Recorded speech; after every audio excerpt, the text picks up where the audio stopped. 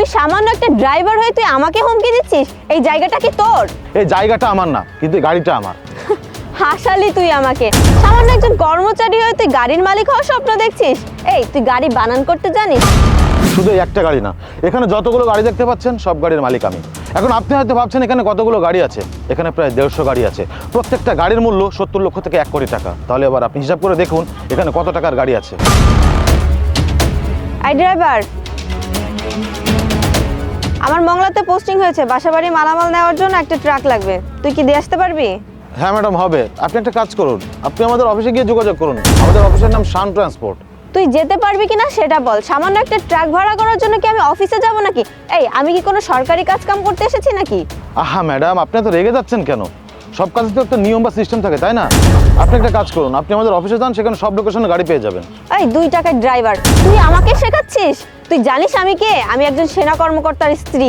আর তুই আমাকে শেখাচ্ছিস? এত কথা বাদ দিয়ে তুই বল তোর গাড়ির ভাড়া কত আর তুই যাবি কিনা সেইটা বল। দেখুন ম্যাডাম, আমি আপনাকে যথেষ্ট সম্মান করছি। আমি আপনাকে ততক্ষণ সম্মান করব যতক্ষণ আপনি আমাকে সম্মান করবেন।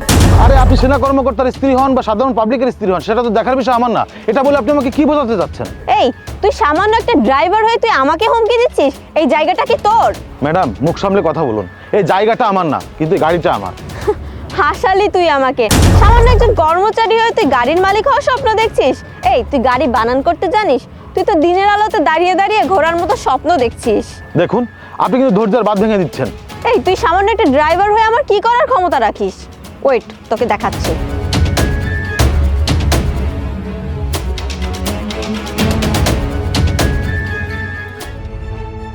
ম্যাডাম, কি হয়েছে আমাকে বলুন তো? তুমি আবার কে? ম্যাডাম, আমি এই গাড়ির ড্রাইভার। তুমি যদি এই গাড়ির ড্রাইভার হও তাহলে ওকে? ম্যাডাম, উনি কামরুল সাহেব, উনি এই গাড়ির মালিক, আমার মহাজন। কি? উনি এই ট্রাকের মালিক? হ্যাঁ, এই গাড়িটা আমার। রাকিব, ওনার সাথে কথা বলে ওনার মালামাল নেওয়ার ব্যবস্থা করো। আর হ্যাঁ, ওনার থেকে ভাড়া নেওয়ার কোনো প্রয়োজন নেই। আমার মনে হয় ওনার ভদ্রতার অভাব আছে এবং টাকারও অভাব আছে। যাই হোক, তুমি কোনো চিন্তা করো না। তুমি ওনার মালামালগুলো পৌঁছে দাও, তোমার খোরাকির টাকা আমি দিয়ে দিব। এই তুই কি আমাকে ফকিন্নি মনে করেছিস নাকি? সামান্য একটা ট্রাকের মালিক হয়ে এত বড় বড় কথা বলছিস? আর আমার এমন কোনো খারাপ দিন আসেনি যে তোর থেকে করুণা নিতে হবে। ম্যাডাম, শুধু এই একটা গাড়ি না, এখানে যতগুলো গাড়ি দেখতে পাচ্ছেন সব গাড়ির মালিক আমি। এখন আপনি হয়তো ভাবছেন এখানে কতগুলো গাড়ি আছে। এখানে প্রায় 150 গাড়ি আছে। প্রত্যেকটা গাড়ির মূল্য 70 লক্ষ থেকে 1 কোটি টাকা। তাহলে এবার আপনি হিসাব করে দেখুন এখানে কত টাকার গাড়ি আছে।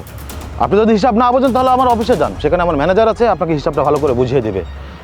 বাংলাদেশে এরকম আরও 50টা ট্রান্সপোর্ট আমার আছে, যেখানে দৈনিক কোটি কোটি টাকা লেনদেন হয় এবং সেই লেনদেনের হিসাব আমি করি। ম্যাডাম, মানুষকে পোশাক দেখে কখনো বিচার করবেন না, কারণ পোশাকে মানুষের ব্যক্তিত্ব বহন করে না। মানুষের ব্যক্তিত্ব বহন করে তার আচার ব্যবহার এবং কর্মে। আপনি সেনা কর্মকর্তার স্ত্রী, তাই যেখানে সেখানে ময়লাযুক্ত কথা ছুড়ে দিবেন না, এতে ফল ভালো হয় না। মোটর ডিপার্টমেন্টে সবাই ভালো না, আমি হয়তো ভালো তাই আপনাকে ক্ষমা করে দিয়েছি, অন্যকে আপনাকে ক্ষমা নাও করতে পারে। আগে নিজের ব্যবহার ভালো করুন, তাহলে সর্বস্তরের মানুষ আপনাকে সম্মান করবে। রাকিব, ওনাকে পৌঁছে দিয়ে আসুন। আর হ্যাঁ, তোমার জন্য যেন মোটর ডিপার্টমেন্টে কোনো বদনাম না হয়। আসি।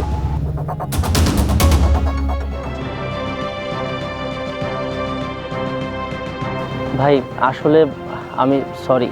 আমি দূর থেকে দাঁড়িয়ে দেখলাম যে আমার স্ত্রী আপনাদের সাথে খারাপ আচরণ করেছে।